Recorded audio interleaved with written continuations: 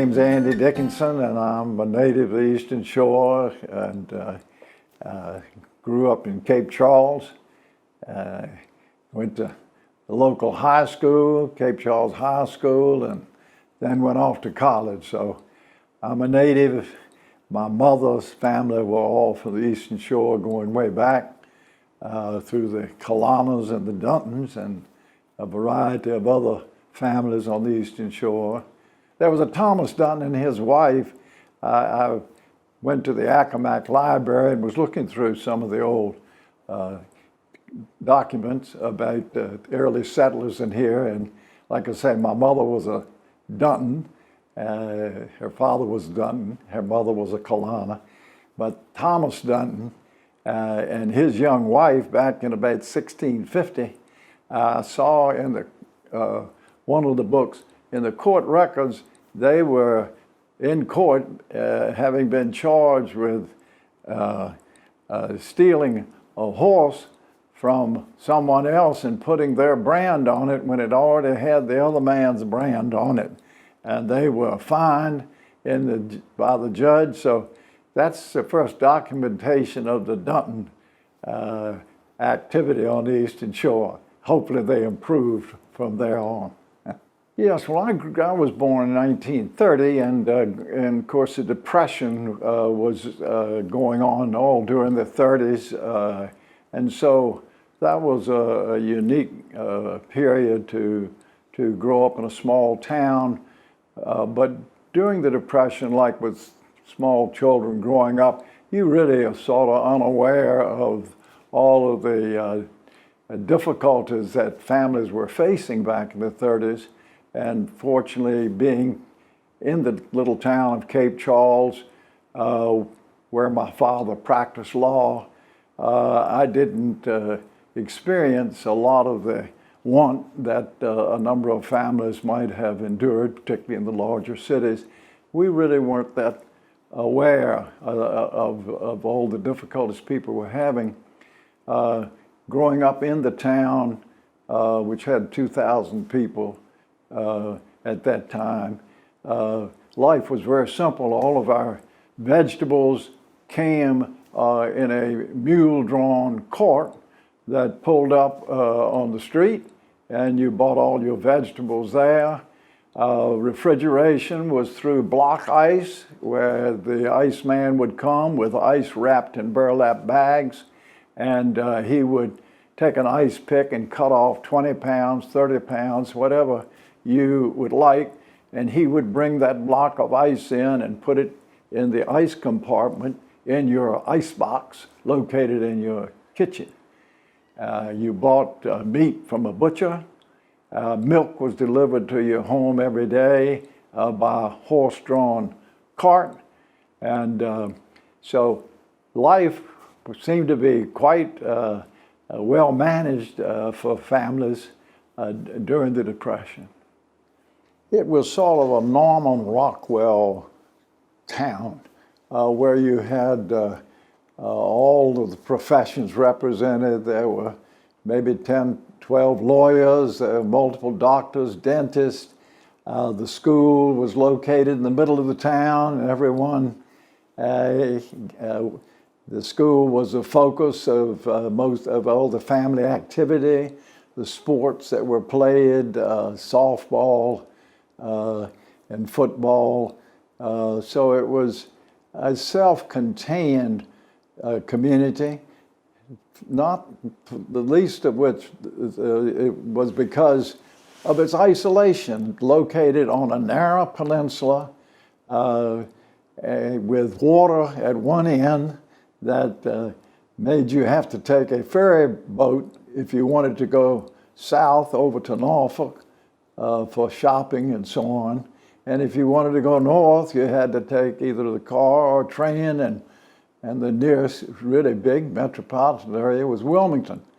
Salisbury was sort of a busy community back then, but we were really quite isolated. But frankly, that was not a problem. It was self-sufficient. The farming community, all of the aquaculture at that time, all the harvesting of seafood and so on, made for a really brisk economy, with the trains coming down from the north, from New York, Philadelphia, bringing passengers to the town of Cape Charles on the train, where they would disembark. They'd get on the ferry, they'd go across to Norfolk, and they'd get on another train and go south to Florida. So it was a conduit for people moving through, and that provided the economy that made Cape Charles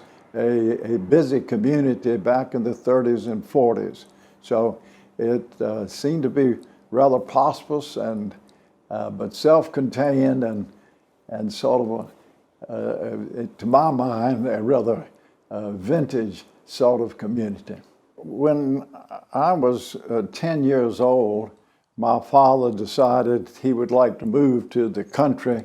He grew up in Hillsville, Virginia, on a farm, and he always wanted to have a garden and have animals and so on, and chickens. So we were moving to the country for many reasons, not the least of which was so he could again connect with nature and so on, and with gardening. So in 1940, just a few months before the outbreak of World War II, in 1941, in December, we moved into a house which became our focus for all of our family life, and which we still have retained and still remains a gathering place for family.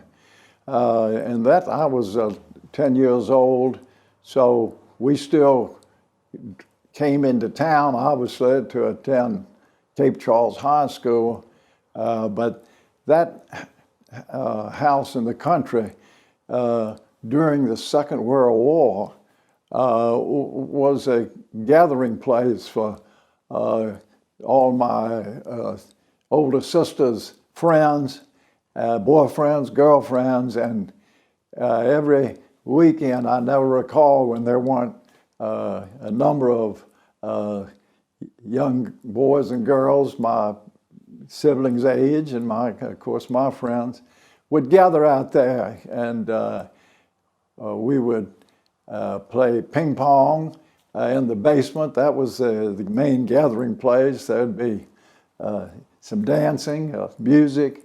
There'd be softball games in the field nearby. And so even though the war for the United States, there was a lot of rationing, and there were the need to cover your windows with shades so that light could not be seen from your home at night. Everyone was required to do that, and the purpose of that was to limit the lighting which German submarines might in some way use to guide them as they travel the waters of the Atlantic Ocean and mouth of the Chesapeake Bay, and looking for ships to torpedo. So we were not so aware of the Second World War in terms of a lot of this inconvenience and suffering and pain, etc., that affected many families.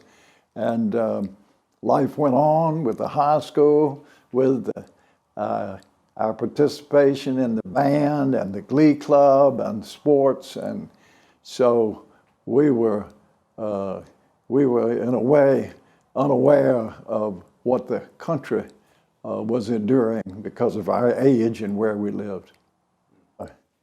Comparing with life today, there's several things that come to mind about how we lived our lives then. Of course, a lot of it has to do with the fact that back in the 40s, the most modern technology we had the radio, which didn't work but so well, and you couldn't hear but so well, but that was the main source of entertainment. with shows like Jack Benny and a lot of the musical shows. That was where we got our entertainment, and the local movie theater. The movies were quite popular. Television really didn't come in until the mid and late 40s, so we didn't have that. The telephone, when I lived in Cape Charles in town, and then moved out into the country, the telephone in the country where we moved, it was a party line, and if you picked up the phone, the lady on the farm a mile or two down the road might be on the phone talking to her sister. Well, she would tell you to get off the phone, and she knew who I was. So get off the phone, Andy. So I'd have to wait until she was through, and then I could make my call. And the numbers I would call would usually be 6-2 or maybe 4-2, simple numbers. Often when you were talking to your friend, you would hear the lady down on the couple of farms away, you'd hear her breathing. She'd be listening to the conversation. And so you never had privacy. I thought one interesting thing was when I went off to college at VMI, I would call home. And just to show you how close and tight-knit a community Cape Charles was, when the operator in the town of Cape Charles, when I would call, she'd say, "Is that you, Andy?" She recognized my voice. And then I'd say yes, and I knew she was Ellen. I'd say, "Ellen, where's Mother?" Well, she said, "Oh, she's over at Adelaide's house." Said, "Hold on, I'll get her on the phone." She knew where my mother was all during the day, and she knew she was at Adelaide's, and she knew that Carolyn was over there too, and that they were visiting over there. So she'd call and get my mother on the phone, and that's how connected the community was at that time.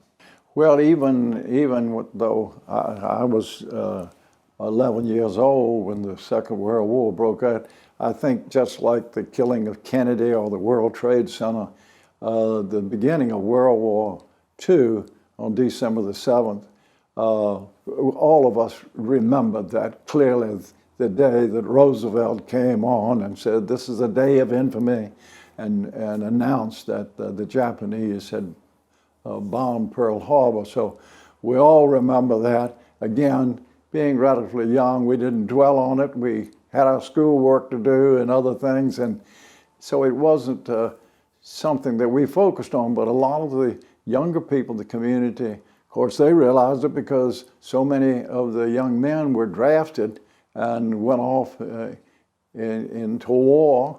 The women became involved in a lot of the war effort, making bandages and so on, spotting planes. That was something in Cape Charles. We had a tower in the schoolyard that was manned 24 hours a day for spotters, volunteers, to identify aircraft that flew by, and they would call a center, probably at Langley Field, to report that this type of plane just flew by.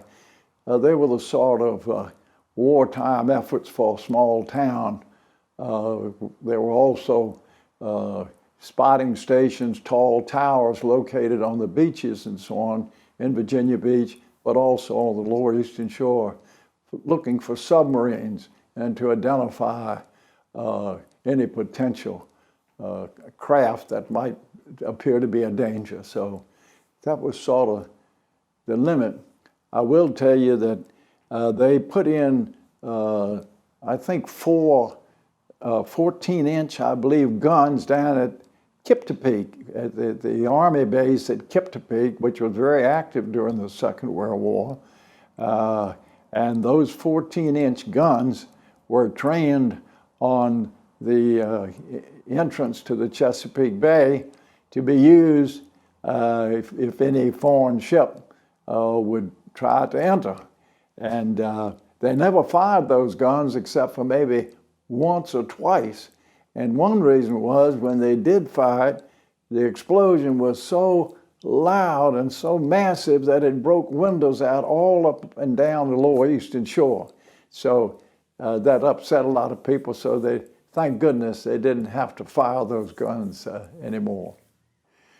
Well, my friend Jack Gladstone and I were the only two in our class of 27 people to go off to VMI, and so our parents put us on the ferry, and we went over and got on the train, and we went off to Lexington, Virginia, completely naive, having grown up in a little town. We knew little about the world, and so that was a very challenging experience for us to arrive at VMI, where all the upperclassmen were screaming at all the new cadets, the rats, who were coming to school, and we were frightened to death with all that we heard going on in there. But we matriculated and endured and got a lot out of going to VMI for 4 years. So, and I think the one thing I would point out is how well I think we felt we had been academically prepared for college by the wonderful teachers at Cape Charles High School. Rebecca Scott, Mrs. Latimer, all the Pearl, got a block on the name, but we had wonderful teachers, and we really enjoyed school. It was such a haven for us, and so we never felt anything but comfort at BMI academically. We felt we came from a very excellent school.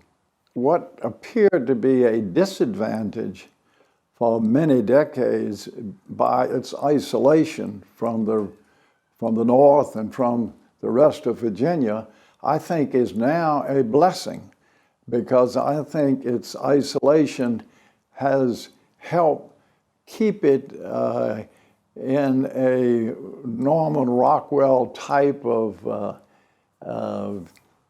period, if you will, where there's still limited development, where people come here because they want to be in the country, they want to be where there is sort of a flavor of yesteryear, where neighbors greet each other, where there's a sense of community. I think it's people appreciate the authenticity that still exists of a rural farming and seafood industry community, and I think they appreciate how exceptional that is in today's world. The almshouse, or poorhouse as we knew it growing up on the Eastern Shore, when it was taken over as the Barry Island Center, when Thelma Peterson got that wonderful idea of having this museum to save the relics of the Barry Islands before they were all sold, moved away, or just disappeared. What a wonderful concept that was. And she was able to attract so many of the leading citizens of Northampton and Accomack County into the concept, and was able to get resources to develop the Barry Island Center, and then, of course, into what it's become today. But I knew friends who became involved with the board of the Barry Island Center, and when the Barry Island Center started having events like the Oyster Roast and Art on the Farm and other activities like that, is when I first was drawn to the excitement of what I felt was going on at this center. And I was fortunate to be asked to be on the board, and through that experience with Laura Vaughn and then of course with Sally coming on the staff, I felt connected to the Barry Allen Center, and I was so impressed with the vision that the staff had of the Barry Allen Center, of its role in the community and its role of service, and the fact that they wanted the Barry Allen Center to feel owned by the community. They wanted that connection, that it's not only a facility in which to house relics and have people come and attend the museum, but it's all of the programs that involve people has really been the strongest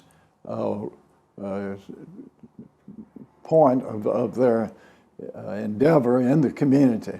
And I say that mainly because of the programs for disadvantaged children and communities when they are brought to the center, and for classes, for activities that enrich their lives, give them opportunities they would not have otherwise. That, in addition to all the many programs the Barry Allen Center offers, the documentaries that have been created by James Sperone and with Sally, all of those have given the Barry Allen Center credibility, not only in the community, but all over Tidewater. Their relationship with WHRO, PBS, and with the colleges and universities in the state, they really have a broad level of connection with the philanthropic community in Richmond, with the Gottwalds and so on, who've been generous contributors to the Barry Allen Center. Their success, I think, is quite remarkable. And they, to me, are sort of like a lighthouse, if you will, or a beacon for a very rural community who has limited such entities. It's a crown jewel, I think, for the Eastern Shore.